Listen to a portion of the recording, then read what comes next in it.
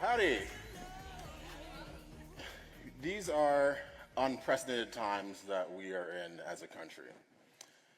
I know this has happened to all of you because this literally happened to me this morning.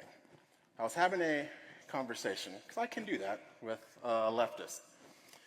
And this leftist individual, they started to preach my faith back to me. How many times has that happened to y'all when you get into arguments or conversations, right? I find that one of the most particularly egregious things that a leftist can do is to pervert my religion and my faith and co-opt it for their purposes. Now, when they do that, why do they do that?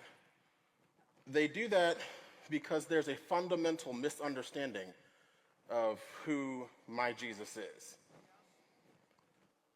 When I think about Luke 22:36, it's a verse where Jesus says that he's telling his disciples to sell their cloak and buy a sword.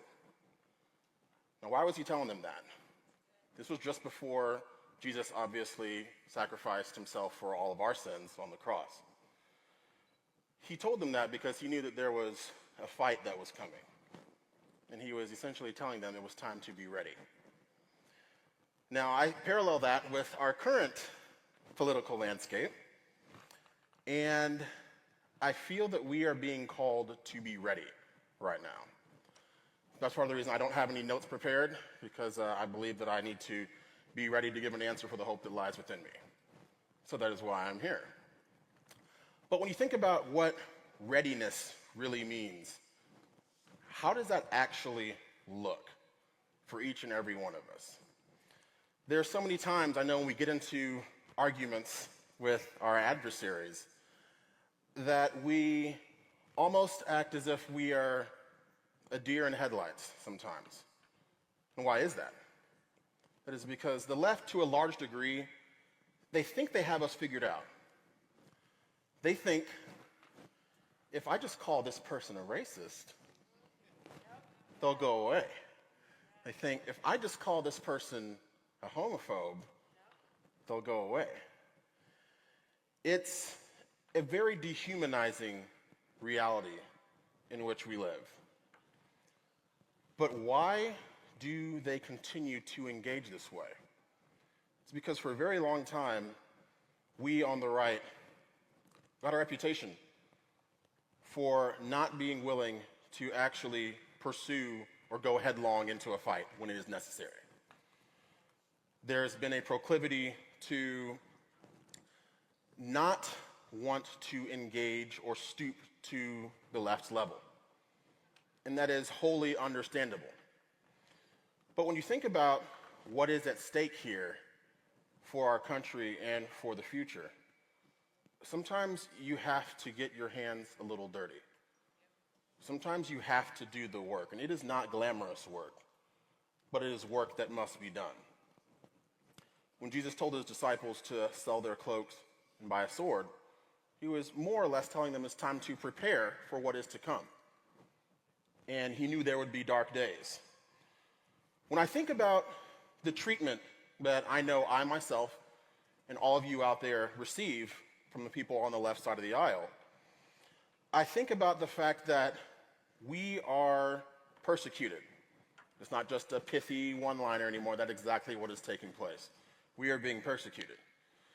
But sometimes people will stop me and they'll say, how do you do this? How are you a social media content creator? How do you deal with the hate or whatever? And when I think about it, in the grand scheme of things, if this is what persecution looks like for me,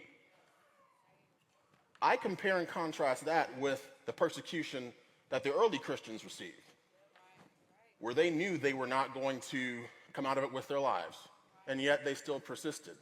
That is why we are still here today.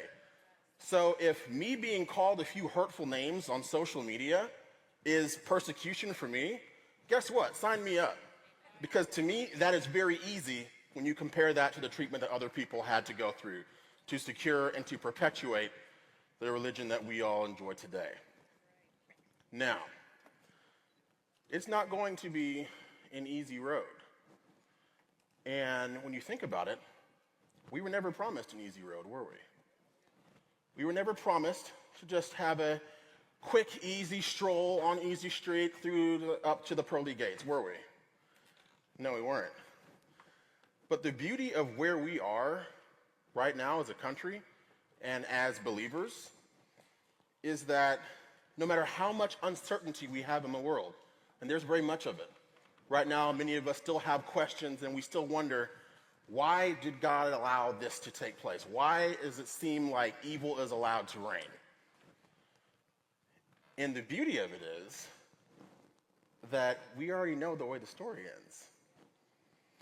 As humans, we have an innate desire to want to know what's going to happen, to want to know the future so that we can best anticipate it. But this is not a story that we write. The story is already written. The nervousness comes when we don't know what's on the next page. But that's where faith and trust comes in. That's where you have to trust that God is writing the story. And it might not make sense. It doesn't have to make sense. How many times have you read a book and you thought that the protagonist was never going to emerge victorious, and yet they persevered and were rewarded in the end? When you think about that, when you draw strength from that, you find peace. When I think about what I do on social media day in and day out, and bear in mind, I only started doing this about 3 years ago. It was because I saw others who came before me. I saw Diamond and Silk. I saw Candace Owens. I saw Larry Elder. And I said, you know what? I think I could probably do that if I tried, right? Was it the easiest thing in the world to do? Start a YouTube channel and then progress to now where I have 10 social media profiles. I'm on all of them. I taught myself how to edit and produce. And God's blessed me to amass a little more than 800,000 followers across all those social media platforms in 3 years. But sometimes people ask me and they say, well, you know, what are you going to do if you get banned? What are you going to do if you get deplatformed? How is that going to affect you? And the way I think about it is, it was never mine to begin with. God gave that to me, and he entrusted me with that. And I choose to believe that God is counting on me to make my time, however finite it may be on social media, count. It's very similar to the parable of the talents, where individuals were given a certain amount, and one individual just chose to bury it in the ground, not touch it. And how did the story work out for him in the end? Not so well, right? That's because God gives us all talents, unique abilities, skill sets you may not even fully understand right now. I'll tell you right now, if you go and watch my first video on YouTube, the channel's called The Wright Brothers, I'm sorry in advance, but I was trying. I was trying back then. And God has blessed me to continue to progress and improve on the quality of my craft. But it's because I chose to not take my talents, the talents God entrusted me with, and bury them in the ground. Because it's very easy to be tempted to just hide it under a bushel. And we all know better than that. These are dark days, I know, and even some days myself.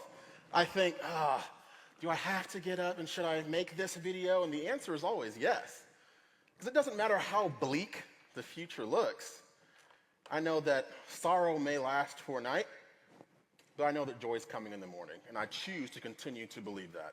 So I want to encourage you all to do the same. If you haven't started right now, I encourage you, start today, start tonight, devise a plan, become an active participant in this process. I'm not saying you're going to become, like cat turd or whatever.